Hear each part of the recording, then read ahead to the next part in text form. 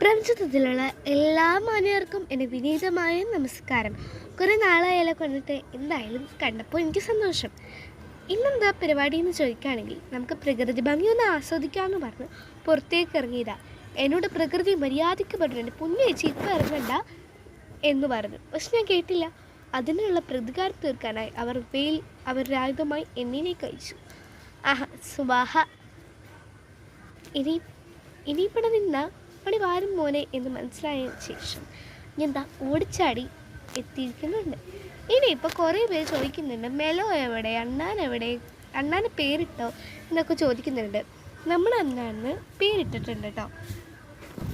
അതിൻ്റെ പേര് മിട്ടു എന്നാണ്. എന്തായാലും അതാണ് നമ്മൾ ഇടുന്ന പേര്. എനിവേ അവർ നല്ല ആക്റ്റീവായിട്ടുണ്ട് കേട്ടോ. അത് നമ്മുടെ കൈകൾ കിട്ടിയപ്പോൾ ഒട്ടും വയ്യാതെ കിടക്കായിരുന്നു. അവസാനം ഞങ്ങൾ അതിന് ഇച്ചിരി പാലും ഭക്ഷണമൊക്കെ കൊടുത്തിട്ടാണ് ഇവിടെ വരെ ആക്കിയത്. എനിവേ അവൻ്റെ ആരും അവിടെ നിന്നോട്ടെ. ഈ കൂടുതലൊരാൾ കിടക്കാൻ വിട്ട് താരും. ഇതാരാ? മെലോ. അവളുടെ വാല് പുറത്തേക്ക് വന്നിട്ടുണ്ട്. കാര്യം ഞാൻ പറയാമേ. മെലോ എന്ന് വിളിച്ചാൽ അവൾ തിരിഞ്ഞു നോക്കിയിട്ടോ.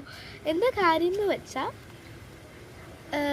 അവളുടെ വാല് ഇവിടെ പുറത്ത് വെക്കണത് നമുക്ക് ശ്രദ്ധാകരമായൊരു കാര്യമാണ്. കാരണം ഒരു ഓട്ട സൂം ചെയ്തപ്പോൾ കാണാൻ പറ്റും.